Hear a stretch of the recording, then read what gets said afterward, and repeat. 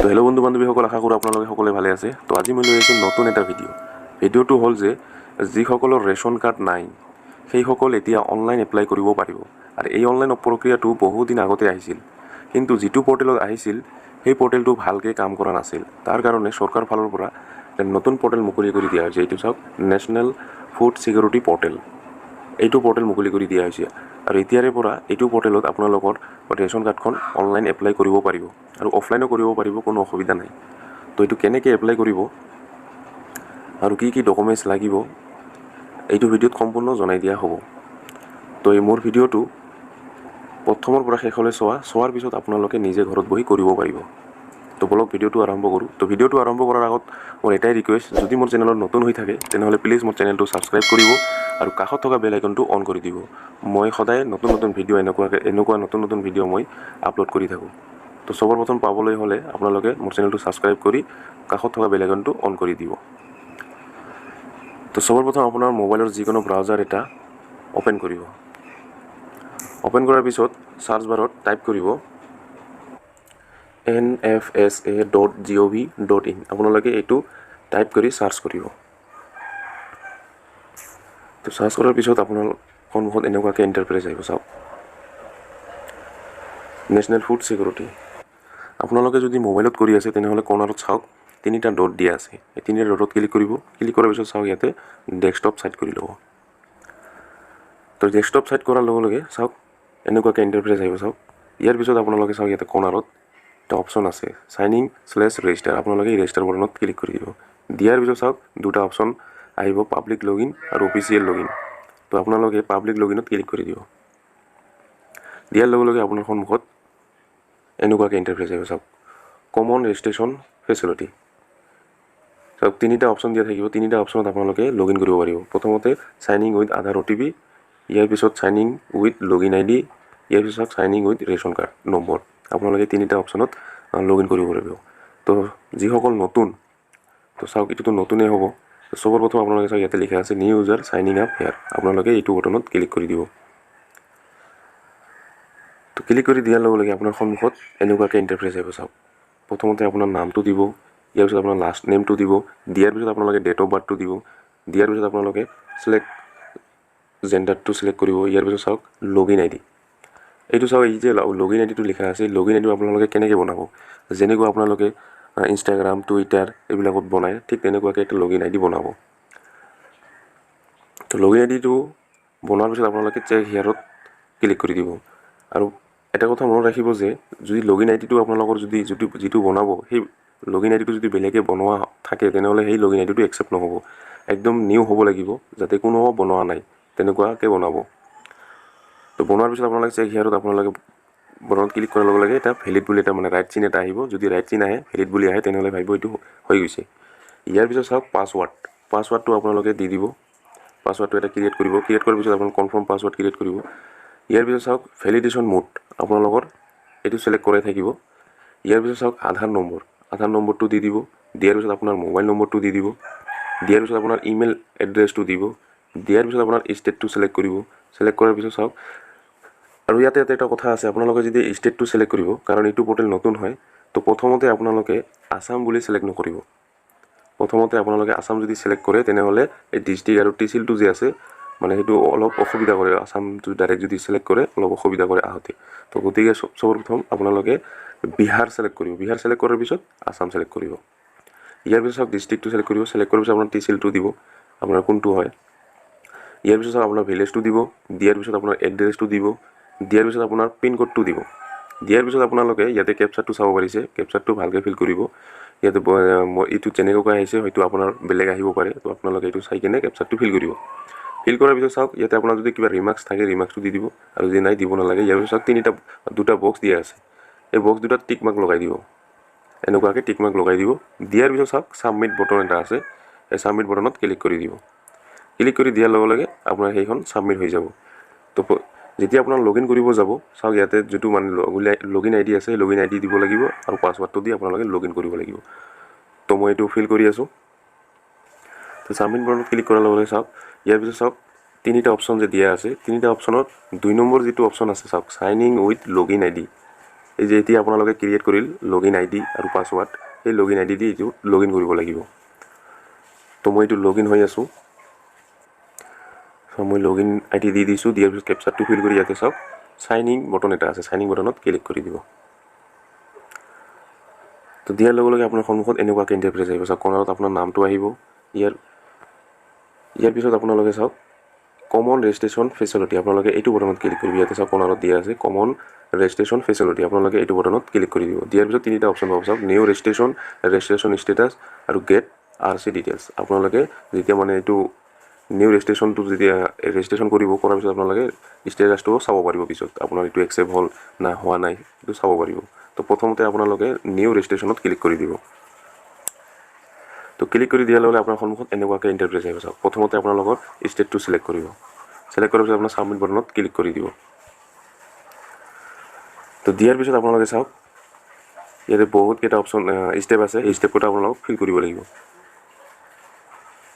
7টামান step আছে 7টা step আপোনালোকে fill up কৰিব লাগিব তো প্ৰথমতে আপোনালোকৰ ষ্টেটটো দিয়া থাকিব ইয়াৰ পিছত আপোনাৰ select scheme under which your want to apply new ration card আপোনালোকে এইটো সিলেক্ট কৰিব দুটা অপশ্যন দিয়া থাকিব যোজনা আৰু NFSA তো আপোনালোকে কোনটো হয় এইটো আপোনালোকে সিলেক্ট কৰিব সিলেক্ট কৰাৰ পিছত আপোনালোকে select beneficiary type আপোনালোকৰ ৰেশন কাৰ্ডখন দি দিব দিয়াৰ পিছত আপোনালোকৰ ফটো এক কপি দিব ফটো এটা আপলোড দিব লাগিব ইয়াৰ পিছত চাওক আপোনাৰ নেমটো দিব আপোনাৰ আধাৰ কাৰ্ডত যেনেকুৱা নেম আছে সেই নেমটো ইয়াতে বহাই দিব দিয়াৰ পিছত আপোনাৰ জেন্ডাৰটো সিলেক্ট কৰিব সিলেক্ট কৰাৰ পিছত আপোনাৰ ডেট অফ বাৰ্থটো সিলেক্ট কৰিব সিলেক্ট কৰাৰ পিছত আপোনাৰ মাদাৰ্ছ নেমটো সিলেক্ট কৰিব মাদাৰ্ছ নেমটো কৰাৰ পিছত আপোনালোকে ফাদাৰ্ছ নেমটো দিব দিয়াৰ পিছত চাওক ইয়াতে মেৰিটেল ষ্টেটাছ ইয়াতে অপশ্যন থাকিব চাওক কোনটো হয় আপোনাৰ নেভাৰ মেৰিড কাৰেণ্ট মেৰিড আপোনালোকে কোনটো হয় এইটো আপোনালোকে সিলেক্ট কৰিব তো সিলেক্ট কৰাৰ পিছত আপোনাৰ নেশ্যনেলিটিটো দিয়া থাকিব ইয়াৰ পিছত আপোনাৰ মোবাইল নাম্বাৰ দিলে দিব পাৰিব আৰু যদি নাই দিব নালাগে ইয়াৰ পিছত আপোনাৰ ইমেইল এড্ৰেছটো দিলে দিব পাৰিব নিদিলে নাই ইয়াৰ পিছত চাওক জেনেৰেল ডিটেইলছ যদি আপোনাৰ এইবিলাক যদি আছে তেনেহ'লে দিব ইলেক্ট্ৰল ফটো আইডেন্টি কাৰ্ড মানে ভোটাৰ আইডিৰ নম্বৰটো দিব দিয়াৰ পিছত আপোনালোকৰ তলত ইয়াতে আৰু এটা আছে national population register NPR number আপোনাৰ যদি আছে এইটো দিব আৰু যদি নাই দিব নালাগে চাওক ইয়াতে এটা অপশ্যন আছে ইউনিক আইডেন্টিফিকেশ্যন UIDAI আধাৰ নম্বৰ আপোনাৰ যদি আছে তো এইটো টিক মাৰ্ক থাকিব আৰু যদি নাই তেনেহ'লে টিক মাৰ্কটো আনটিক কৰি দিলে হ'ল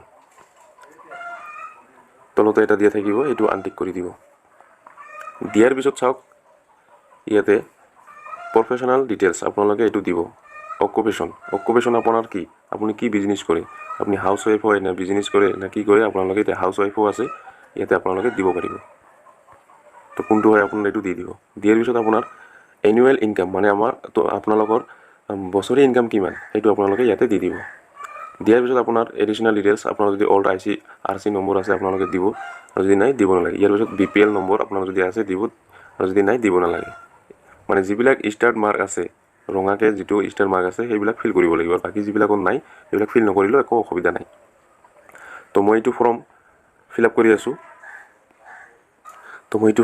কৰিছোঁ ইয়াতে আপোনালোকে এতিয়া 7 কণ্টিনিউ বটনত ক্লিক কৰি দিব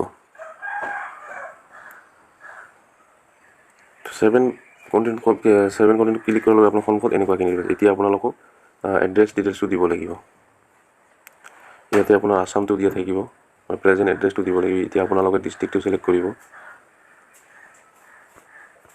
আপোনাৰ কোনটো ডিষ্ট্ৰিক্ট হয় সেই ডিষ্ট্ৰিক্টটো সিলেক্ট কৰিব সিলেক্ট কৰাৰ পিছত আপোনাৰ প্ৰেজেন্ট তহচিল আপোনালোকৰ কোনটো হয় এইটো আপোনালোকে সিলেক্ট কৰিব ইয়াৰ পিছত আপোনাৰ প্ৰেজেন্ট ভিলেজ আপোনালোকে এইটো সিলেক্ট কৰিব সিলেক্ট কৰাৰ পিছত আপোনাৰ প্ৰেজেন্ট এড্ৰেছ হাউচ নম্বৰ ইয়াৰ পিছত আপোনালোকৰ প্ৰেজেন্ট লেণ্ডমাৰ্কটো দি দিব ইয়াৰ পিছত আপোনাৰ পিন নম্বৰটো দিব ইয়াৰ পিছত আপোনাৰ যদি এইটো সেম হয় পাৰ্মানেন্ট আৰু এই প্ৰেজেন্ট এড্ৰেছটো সেম হয় তেনেহ'লে ইয়াতে টিক মাৰ্ক লগাই দিব আৰু এইবিলাক ফিল আপ কৰিব নালাগিব তো ইয়াৰ পিছত আপোনালোকে 7 কণ্টিনিউ বটনত ক্লিক কৰি দিব তো এইটো ফৰ্ম মই ফিল কৰি আছোঁ তো এইখন মোৰ ফৰ্ম ফিল আপ কৰা হ'ল ইয়াৰ পিছত চাওক 7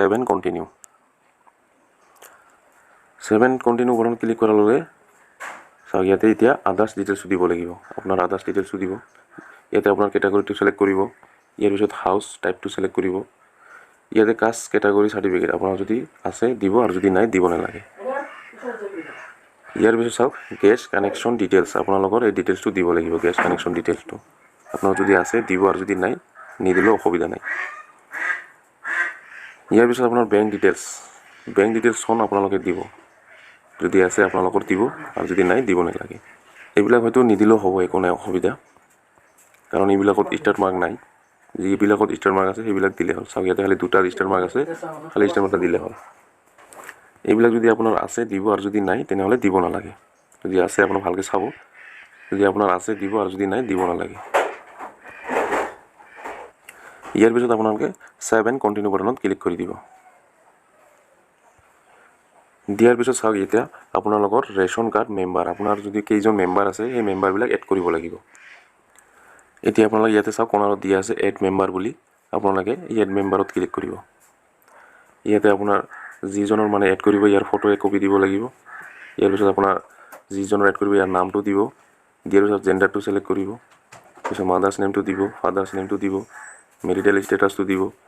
এইটো আপোনালোকে ফিল কৰিব, যিজনৰ মানে এইটো এড কৰিব ইয়াৰ মানে ডিটেইলছটো ফিল কৰি দিব। দিয়াৰ পিছত আপোনালোকে ইয়াতে চাওক ডকুমেণ্টছ আপলোড দিব লাগিব। ডকুমেণ্টছ ৰিকুৱাৰ্ড, আপোনাৰ আইডেণ্টি কোনটো হয়, আপোনাক যিজনৰ মানে এড কৰিব ইয়াৰ ভোটাৰ ID আছে নে কি আছে আপোনালোকে ইয়াতে ছিলেক্ট কৰিব। বাৰ্থ চাৰ্টিফিকেট থাকিলে বাৰ্থ চাৰ্টিফিকেটখন দিব, পান কাৰ্ড থাকিলে পান কাৰ্ডখন দিব, ভোটাৰ ID থাকিলে ভোটাৰ ID দিব, আৰু আধাৰ কাৰ্ডখন যদি আছে আধাৰ কাৰ্ডখন দিব। কাৰণ ইয়াতে আধাৰ কাৰ্ডটো থাকিবই লাগিব, আধাৰ কাৰ্ড থাকিলে আপোনালোকে ইয়াতে এড কৰিব পাৰিব। আৰু নাথাকিলেও অসুবিধা নাই, কিন্তু থাকিলে বহুত ভাল হয়।